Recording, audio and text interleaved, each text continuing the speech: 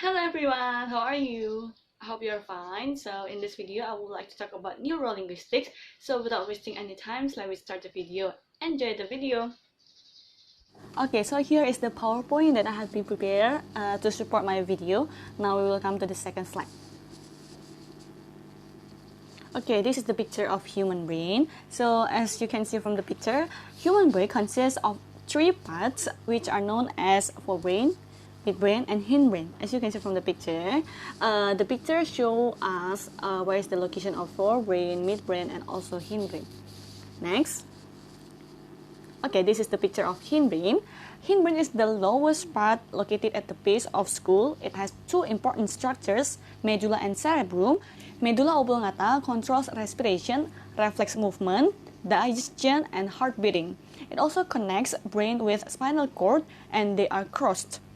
Cerebrum controls muscle spasticity, coordinates the muscle movements, and also controls body balance and body movements. Next. Okay, this is the picture of midbrain. So the smallest part of brain is the midbrain. Midbrain located above the brainstem. It functions for receiving the sensory signal from sense organ or receptor, such as eyes and ears. When someone turns his head to the right, left, up, or down, his eyes still are able to focus seeing the object. Now we will come to the next slide. Okay, this is the slide of forebrain. The most vital part of human brain is the forebrain. Okay, so this area consists of three structures: thalamus, cerebral cortex hypothalamus, and corpus callosum. Thalamus functions as the connector for the sensory signal to the brain. All the sensory signals will be sent to the brain, and the smallest brain structures is hypothalamus. However, it has the vital function. It is located in front of cerebrum and below thalamus. It controls the human's motive and emotions such as eating, drinking, and sexual behavior. It also controls body homeostasis such as body temperature, sleeping, and secretion of hormones from the certain glands at stomach and intestine. It also controls the physiology such as blood pressure and heart. This is the center of brain that is connected to the autonomic nervous system. So human brain is divided into two parts. There are a right hemisphere and left hemisphere.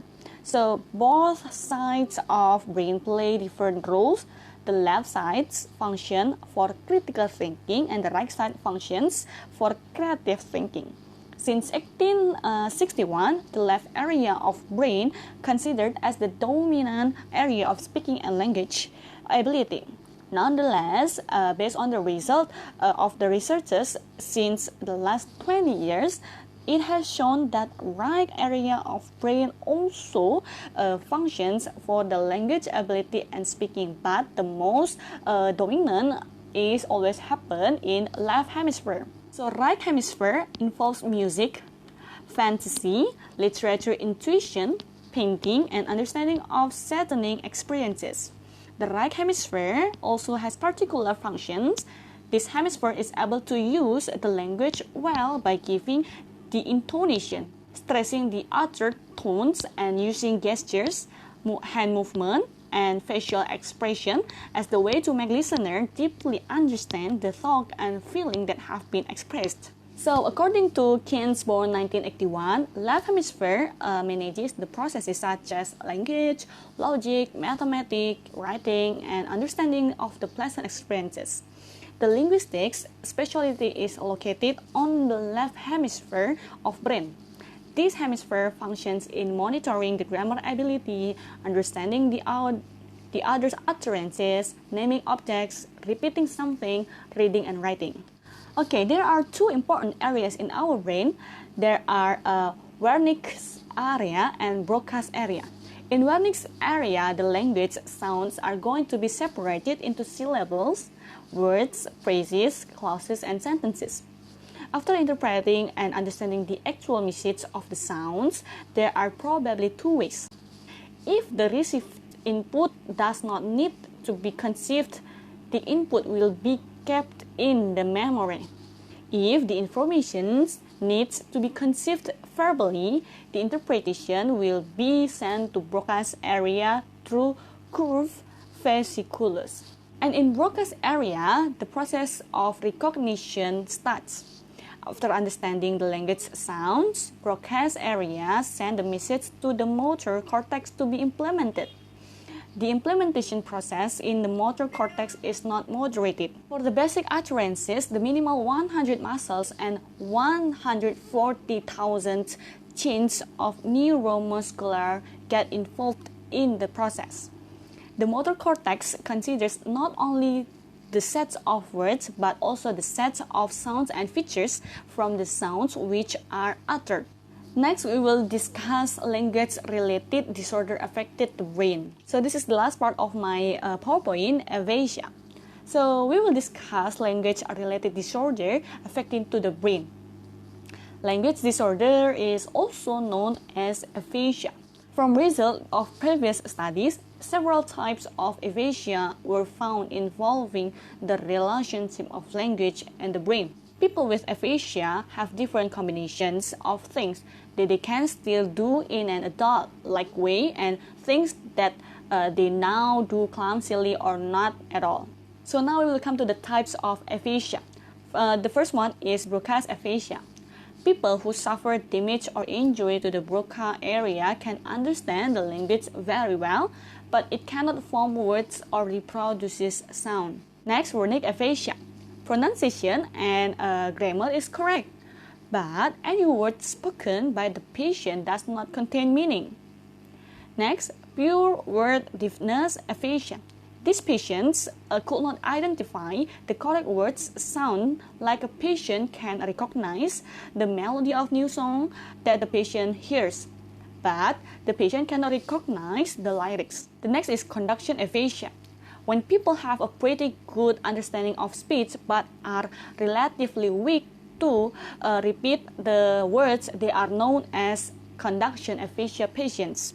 Patients will replace the same sound with the sound of a real word. Okay, the next one is anomic aphasia. Anomic aphasia involves in trouble of finding words that coincide with spontaneous speech, although understanding of language and repeated words are good. For example, the difficulty of finding the right name for an object. The next is Apraxia Aphasia. Apraxia Aphasia is patients who fail to respond reasonably to verbal instructions. These patients are unable to perform match movement with sensory motor by hand even though they understand the direction. The next is global aphasia. The cause of injury in the left hemisphere or critical injuries in connection areas of language that demonstrate most or all affecting aspect of language in a patient is called global aphasia. Injuries that occur in the brains of patients can result in physical and verbal disorder. The last but not least, aphasia reading and writing, or sometimes we can call it as dyslexia. This aphasia is the cause of disturbance in reading and writing. Dyslexia can be divided into two types. One of it is alexia that causes a disturbance in reading to the patients, and the other one is agraphia, resulting in patients experiencing trouble writing. So I think that's enough from my explanation about neurolinguistics briefly, and I hope that you can understand my explanation. My explanation is far from good, but I'm trying my best to present my explanation about this neurolinguistics. So thank you for watching, and bye-bye.